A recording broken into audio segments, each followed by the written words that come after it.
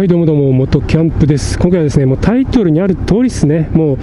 う41歳、仕事を辞めてバイクで日本一周してきますという、それのですね、本編というよりも予告動画でございます。で、今日はこの動画では、なんで日本一周行くんですかみたいなところをですね、説明していきたいなと思っています。で、早速ね、ちょっとなんで日本一周行くのかっていうところを説明していきたいなと思います。41歳、働き盛りですよ、世間でいうところの、もうじゃんじゃんバリバリ稼ぎましょう、働きましょうっていう時に、なんでわざわざ仕事を辞めて無職になってバイクで日本一周してくるんですかっていうところでございますね。日本一周自体は昔から行きたいなっていうふうに思ってたんですよね。やっぱバイク乗りの憧れっていうのがあるじゃないですか。北海道ツーリング、九州ツーリング、日本一周みたいな感じで憧れがあると思います。5年もぐらい前からね、日本一周行きたいなっていうのは思ってて、ただ仕事もあるし、もうちょっと頑張らないとなっていうふうには思ってたんですけど、最近ね、ちょっと仕事のやりがいっていうのを結構感じなくなってきちゃいまして、もうただ単にもうお金のために働いてるみたいな状態になってしまいまして、ちょっとつまらないなと、仕事やってても面白くないなっていうのを結構強く感じちゃいまして、それはね、もちろん仕事だからいつも面白いとかないんですよ、やっぱり。ただ自分なりにその中でもやりがいを感じるとか、工夫をするとか楽しさがあるとか、そういうのがねあって、結構仕事のやりがいっていうのを最終的に感じると思うんですよね。ただそれ今ねやってる中で、ちょっとこれはやりがい感じられないなっていうのがあって、率直にやっぱやりたくないなっていう気持ちになっちゃったので、本当にもうお金のためだけに働いてる状態になってしまいまして、これはねめっちゃ良くないと。で、個人的にやっぱりやる気っていうのが出なくなっちゃうし、やる気出ないと、当然ね自分自身の心にも良くないし、あともう会社とかね一緒に働いてる人たちにとってもいい状態じゃないなって思えるんですよね。だからやっぱりこのままお金のためだけに働き続けるっていうのは自分にとっては本当に良くない状況だなって思ったんで、それについてはもうだからやめちゃおうというふうに決断をしました。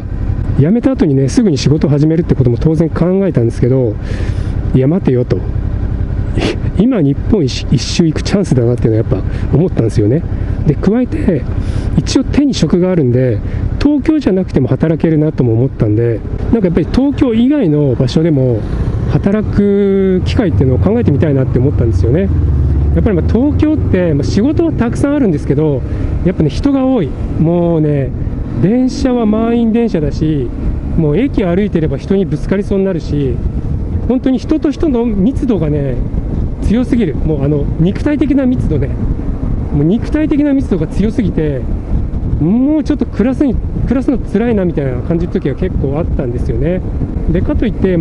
銀座が好きですとか表参道大好きですとかじゃないし、東京ライフ自体はそんなに好きじゃないというか、どっちかっていうとやっぱりアウトドアが好きだし、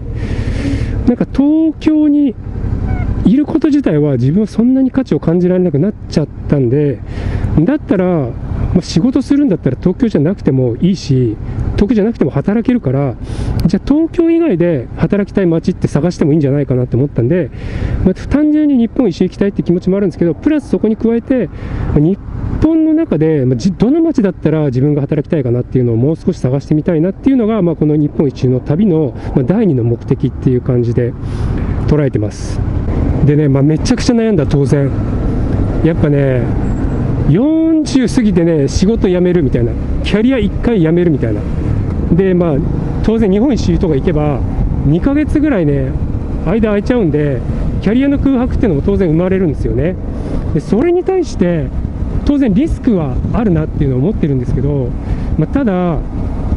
さっきも言ったように、このまま働き続けること自体が結構自分にとっては嫌な状態だし、結構精神的なリスクを大きく含んでいるなっていうのは強く感じたんですよね。だから一回やっぱやりたいことやってみようっていうのが思ったんですよね。やっぱり仕事って大事だし、人生においても本当大事なことだと思うんですけど、何のために生きてるかって言ったら、もう幸せになるためじゃん。自分が幸せになるために生きてるわけで、仕事のためとか、お金のためだけに生きてるわけじゃないんだよねっていうのが強くあったんですよね。なんで、当然そのキャリアに対するリスクとかはあるし、そこに対してはもう本当に日本一周終わった後、自分が何とかしなきゃいけない、そのリスクは自分でちゃんと受け止めなきゃいけないなっていうのはよく分かった上で、日本一周行きたいからやってみようっていう気持ちでもうね行ってきます。で日本一周実際に行くのは今すぐじゃなくて、この動画を撮ってる日の、約1ヶ月後ぐらいに出発しようかなと思います。だいたいね8月の下旬ぐらいになるかなと思います。で日本一周行くときは、だいたい東京出発して反時計回りで、日本の、海沿いを一周するようなイメージで考えてます。だから東京出発して太平洋側をぐるっと回っていって、北海道行って北海道回ってから日本海側をどんどん南下していくような、そんなねルートで考えています。で日本一周中ね動画どんどん投稿する人もいるんですけど、こう今撮ってるような長尺の動画はね日本一周中は多分上げないです。パソコンも持ってかないし。で代わりにショート動画とかね Vlog 的な感じで日々上げていこうかなとか思ってるんで、よかったら本当このチャンネル見てる人はチャンネル登録して、その日本一周の様子ショート動画見てほしいなと思ってます。で日本一周から帰ってきたら、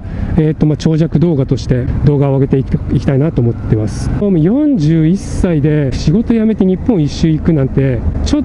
とおかしいというか、自分でもおかしなことしてるなっていうのはよく分かってるんですけど、ただなんかね型通りの人生も面白くないよねっていう、サラリーマンずっとやって60まで働き続けるっていう、それも立派な人生だと思うんですけど、